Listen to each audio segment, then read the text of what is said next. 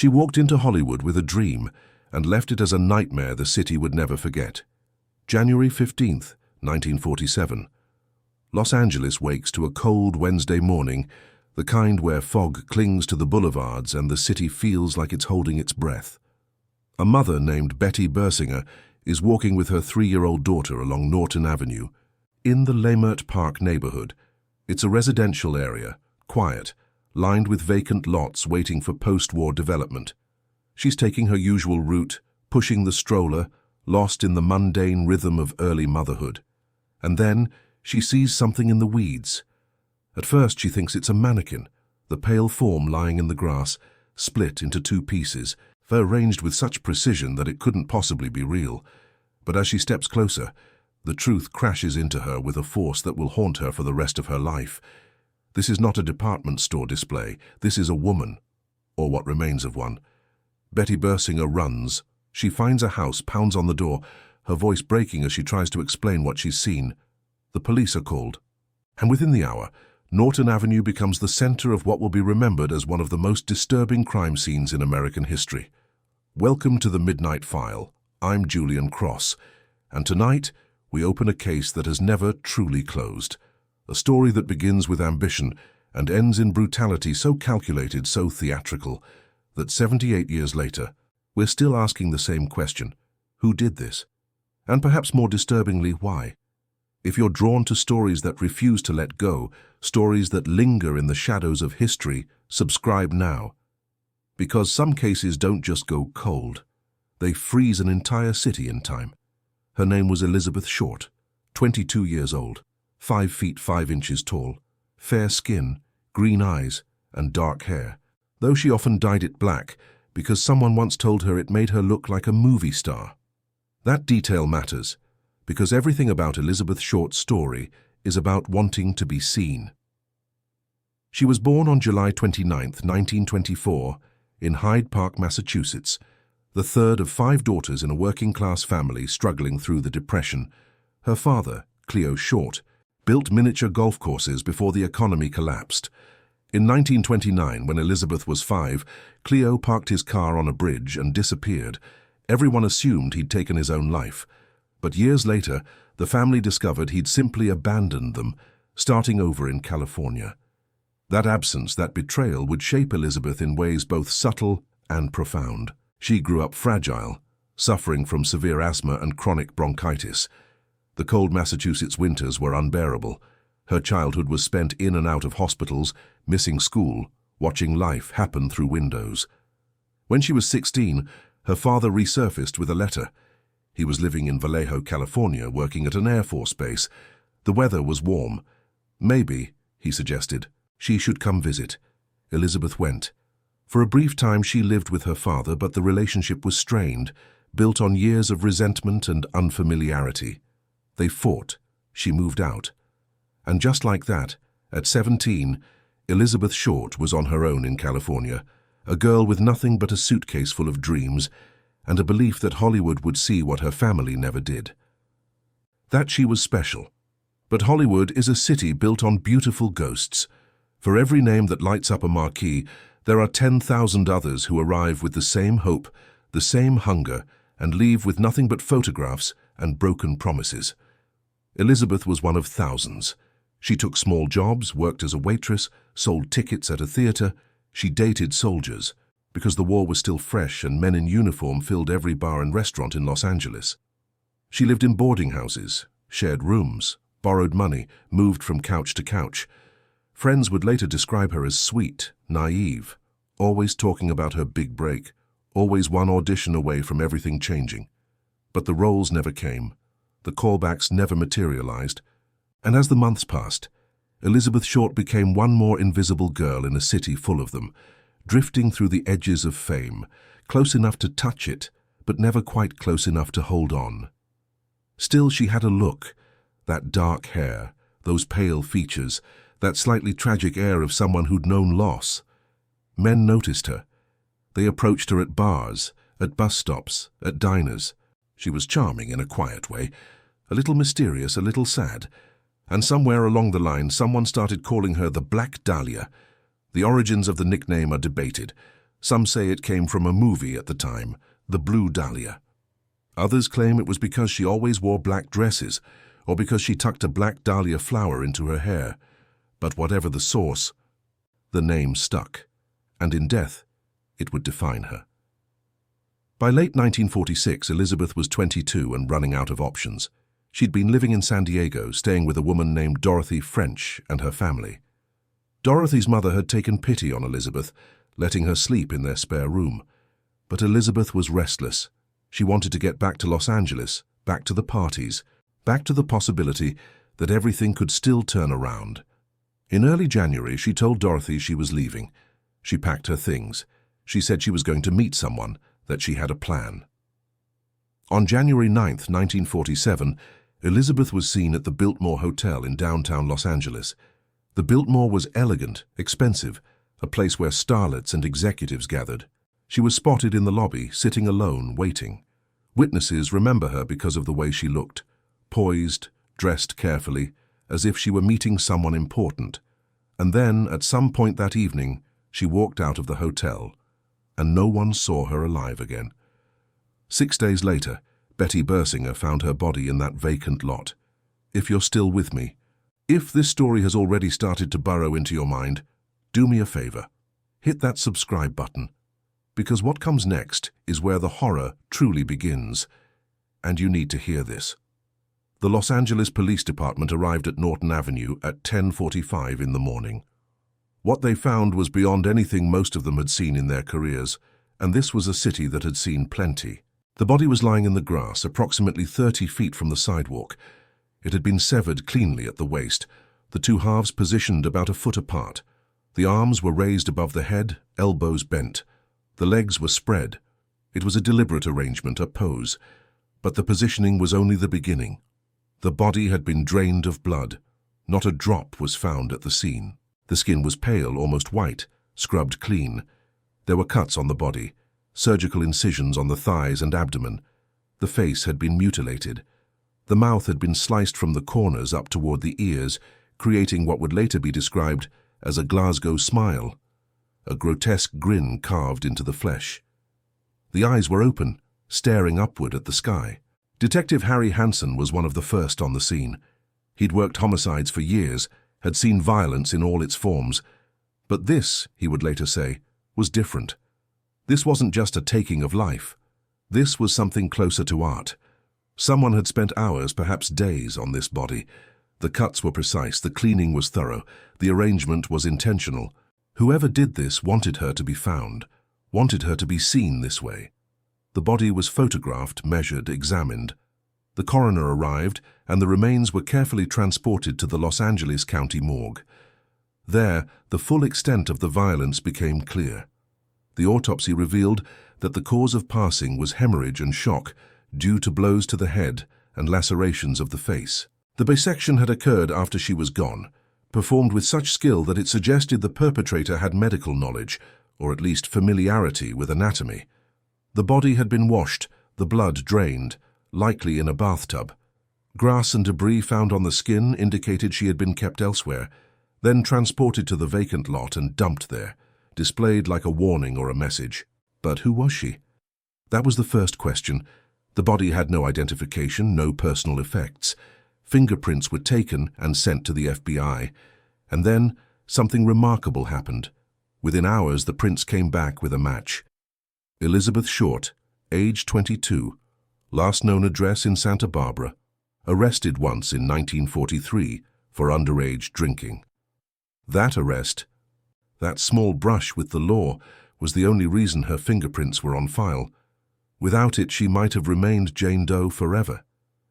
The press got hold of the story almost immediately, and what they did with it would turn a tragedy into a spectacle.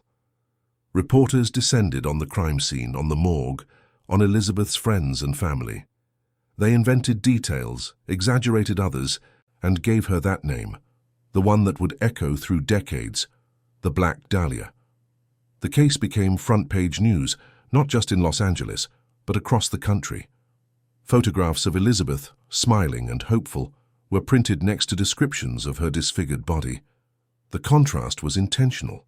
Beautiful girl, brutal end. It sold papers, it captured imaginations, and it turned Elizabeth Short into a symbol, a cautionary tale about Hollywood, about ambition, about what happens to girls who want too much. But who did this to her? That's the question that consumed the Los Angeles Police Department in January of 1947. And it's the question that still has no answer. The investigation began with the last known sightings. Elizabeth had been seen at the Biltmore Hotel on January 9th, but between that night and January 15th, there were 6 days unaccounted for. Where had she been? Who had she been with? The police interviewed everyone who knew her. Friends said she'd been dating a lot of men, soldiers mostly, though none of the relationships seemed serious. She was always looking for someone to take care of her, someone who could help her break into the movies. Some described her as naive, desperate even. Others said she was secretive, that she kept parts of her life hidden. One name kept coming up: Red Manley. Robert Manley, a 25-year-old married salesman who'd met Elizabeth in San Diego. He admitted to driving her to Los Angeles on January 9th, dropping her off at the Biltmore. He said she told him she was meeting her sister. He said they'd spent time together, but nothing inappropriate. He seemed nervous, cooperative, but nervous. The police brought him in for questioning. He took a polygraph test. He passed, but the suspicion lingered. Some investigators believed he knew more than he was saying. Others thought he was just another man who'd fallen for Elizabeth, another small player in her complicated, fragile life. Then there were the letters. Starting in late January, the Los Angeles Examiner began receiving packages. The first contained Elizabeth's belongings: her social security card, her birth certificate, photographs, an address book with pages torn out. The items had been soaked in gasoline, an apparent attempt to destroy fingerprints. Accompanying them was a note composed of letters cut from newspapers that read, "Here is Dahlia's belongings. Letter to follow." A few days later, another letter arrived, this one more chilling. "Had my fun at police. Black Dahlia Avenger." The press went wild. Was the sender the person responsible? Or was this a sick hoax, someone capitalizing on the media frenzy? The police analyzed the letters, the handwriting, the paper, but they led nowhere. No fingerprints, no definitive clues, just more questions, more noise, more spectacle. The investigation quickly became chaos. Tips poured in by the thousands. People called claiming they'd seen Elizabeth, claiming they knew who did it, claiming they were the one who did it. More than 50 people confessed to taking her life. Most were clearly disturbed, seeking attention, or suffering from delusions. A few were more credible, but none could provide details that matched the evidence. The police followed every lead, interviewed hundreds of suspects, and came up empty every time. One of the most scrutinized figures was a man named George Hodel, a wealthy doctor living in a mansion on Franklin Avenue. Hodel was known for his eccentric lifestyle, his connections to Hollywood's elite, and his interest in surrealist art. In 1949, 2 years after Elizabeth's passing, Hodel was accused by his own daughter of molestation. During the investigation, the LAPD bugged his home. In the recordings, they captured strange conversations, disturbing statements, and at one point, what some interpreted as a veiled admission of guilt. But the evidence wasn't strong enough to charge him. Hodel fled to Asia and lived there for the rest of his life. Decades later, Hodel's own son, Steve Hodel, a retired LAPD detective, became convinced that his father was responsible for the Black Dahlia case. He wrote books, compiled evidence, pointed to his father's medical training, his connections, his personality. But despite the compelling circumstantial case, there was never enough hard proof to close the case. George Hodel remains a suspect, a theory, a possibility, but not a certainty, and he's not the only one. Over the years, others have been named: Leslie Dillon, a mortician's assistant with a fascination for death; Walter Bailey, a surgeon who lived near the vacant lot; Mark Hansen, a nightclub owner who'd let Elizabeth stay at his home; Orson Welles, the filmmaker, though that theory is largely dismissed as conspiracy. Even members of the Los Angeles Police Department itself have been suspected. Whispers of corruption, cover-ups, powerful men protecting one of their own. But the truth is, we don't know. After 78 years, we still don't know. If this case is keeping you awake, if you find yourself thinking about Elizabeth, about the things left unsaid, then stay with me. Subscribe, because the files I open don't offer easy answers. They offer something else. The truth, even when it's incomplete. What we do know is this. Someone took 6 days with Elizabeth Short. 6 days to end her life, to drain her blood, to cut her body in half, to scrub her clean, to arrange her in that vacant lot like a piece of theatre. That level of planning, that level of control, suggests this wasn't the first time. Experts have speculated that the person responsible had done this before, or would do it again. There were other unsolved cases in Los Angeles around the same time, women who disappeared, women who were found in similar conditions. But none were ever definitively linked. And then there's the possibility that Elizabeth knew her perpetrator, that she went with them willingly, trusting them, believing they were going to help her, that she spent those 6 days not knowing she was already gone, not in body, but in fate, that when the end came, it wasn't sudden. It was slow, deliberate, and calculated. The Black Dahlia case has been dissected, analyzed, dramatized, and mythologized for over 7 decades. It's been the subject of books, films, documentaries, true crime podcasts. Everyone has a theory, everyone has a suspect. And yet the case remains officially unsolved. The Los Angeles Police Department still classifies it as open, though the likelihood of solving it now, with all the original investigators gone, all the witnesses either deceased or too old to remember clearly, is virtually non-existent. But maybe that's part of why it endures, because there's no neat conclusion, no courtroom verdict, no justice delivered. Elizabeth Short became the Black Dahlia not because of who she was, but because of how she was left. And in that transformation, she stopped being a person and became a symbol of Hollywood's darkness, of the danger that lurks beneath the glamour, of what happens when dreams turn into nightmares. I think about her often, about the girl from Massachusetts with bad lungs and big dreams, about how she spent her last years chasing something that was never going to happen, about how she trusted people she shouldn't have, believed in promises that were never going to be kept, and about how in the end she became famous, but not the way she wanted, not on a screen, not with her name in lights, but as a tragedy, a cautionary tale, a file that's opened and reopened, examined and re-examined, but never solved. Her story raises uncomfortable questions about how we treat the vulnerable, about how the media turns suffering into entertainment, about how a young woman's ending became a spectacle, her body displayed in newspapers, her private life dissected by strangers, her memory reduced to a macabre nickname. And it raises questions about the city itself. Los Angeles in 1947 was a place of contradictions, post-war prosperity and hidden poverty, glamour and grime. It was a city where you could reinvent yourself, but also a city where you could disappear. Elizabeth Short was one of thousands of young women who came to Hollywood looking for salvation and found something else entirely. Most of them simply faded away, forgotten, their names lost to history. But Elizabeth, because of the brutality of her end, because of the theatricality of her display, became unforgettable. There's something deeply sad about that she had to endure such horror to finally be remembered, that her dream of being seen only came true in the worst possible way. The vacant lot on Norton Avenue where her body was found is now a residential neighborhood. Houses stand where she once lay. Families live there, children play in yards, life goes on. There's no marker, no memorial, nothing to indicate what happened there, and maybe that's appropriate. Because Elizabeth Short wasn't defined by that lot. She was defined by her life, by her hopes, by the choices she made, and the circumstances she couldn't control.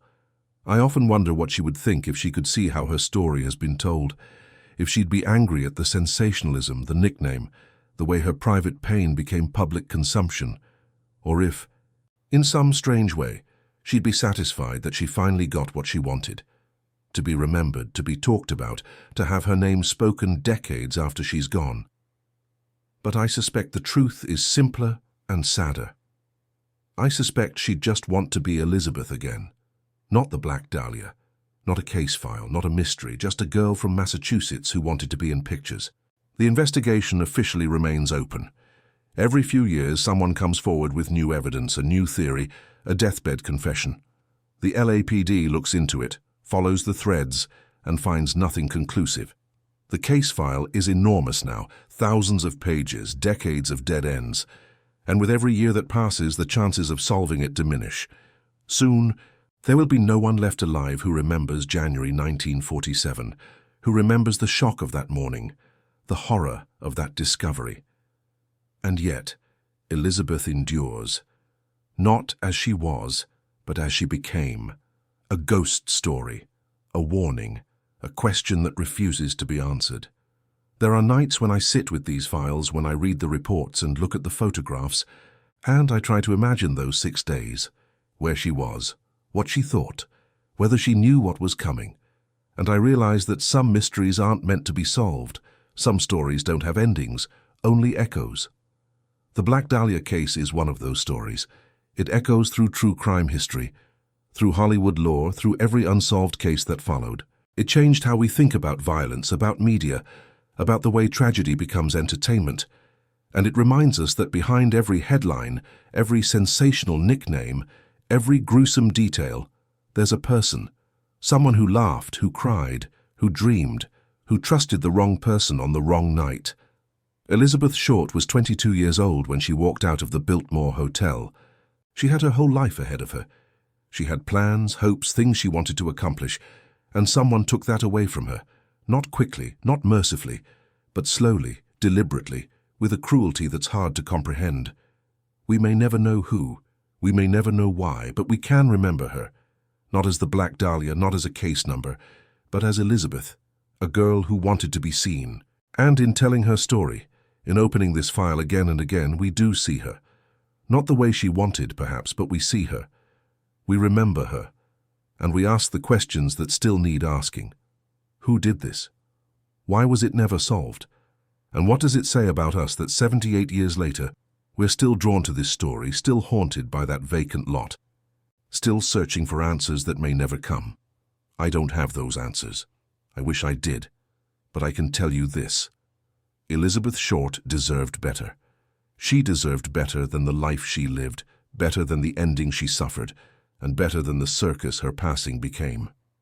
And maybe that's the real lesson of the Black Dahlia case, not the mystery itself, but what it reveals about the world she lived in, a world that chewed up dreamers and spit them out, a world that looked away until the horror was too grotesque to ignore, a world that turned a young woman's tragedy into entertainment.